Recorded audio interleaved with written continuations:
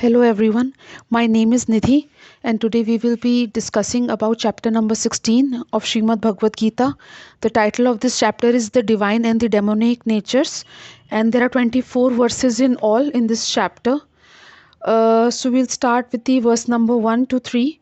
In verses 1 to 3, Devi Sampadi or the divine qualities or gifts have been elaborated, and these divine qualities are fearlessness, purity of consciousness, cultivation of spiritual knowledge, charity, which is meant for grahsths or people who are in the household order of life, self control, sacrifices again especially for the people who are in the household order of life.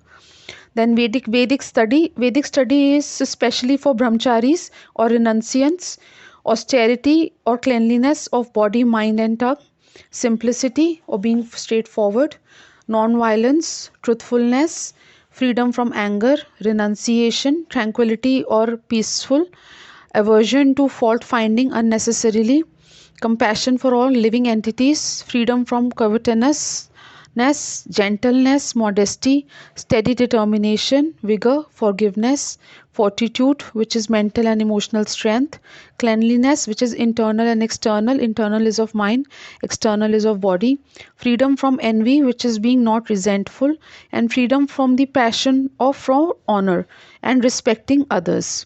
These are the transcendental qualities which belong to godly men endowed with divine nature, and they are also called Devi Sampada. Verses 4 to 8 discuss the Asura Sampada or the demonic qualities. So, this is for people who are in the mode of passion and ignorance.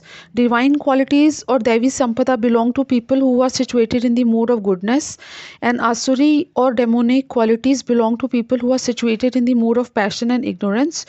And these are pride, arrogance, conceit, which is desire to be worshipped by others, anger, over trifles, harshness, and ignorance.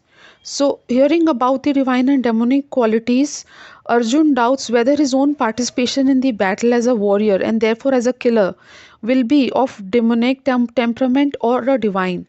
So, Lord Krishna clarifies this now. Then, in verses 10 to 20, the activities of the demonic people and the consequences have been mentioned. And like I said, that Lord Krishna explains to Arjun. So he talks about destiny of divine and demonic properties, and he says that the divine qualities are conducive to liberation, and the demonic qualities are the ones that cause bondage. Then, in verses 10 to 20, activities of the demonic people and the consequences have been mentioned, that they take shelter of the insatiable thirst for enjoyment, and they are absorbed in the conceit of pride and false prestige. They are illusioned and are attracted by the impermanent and are always sworn to unclean vows. Now, verses 20 to 24 talks about giving up demonic tendencies, which is lust, anger, and greed. And it has also been elaborated that lust, anger, and greed are the three gates to hell. And it has been mentioned that one should follow scriptures. Now, I would like to quote few quotes from this chapter. I would like to first quote 16.4 verse, which says, Dambho darpo bhimanascha krodha parushyam eva cha anjanyam chabhitasya paratha sampadam asurim, which means pride, arrogance, conceit, anger, harshness, and ignorance. These are the qualities that belong to those of demonic nature, O son of Pritha. O son of Pritha again has been addressed to Arjun, and before that the verse comes from verses 1 to 3 from 16th chapter, which describe the saintly qualities, and the verse is Abhyam sattva samshuddhir jnana yoga vyavastitha danam damascha yagyascha swadhyascha tap arjamam ahimsa satyam akrodhas त्याग शांतिर अपेशुनम दया भूतेष्व अलोपुतम मार्दवम हृ अचपलम तेज क्षम धृत शौचम अद्रोह नाति मानिता भवंती संपदम दैवीम अभिजत्यस्य भारत.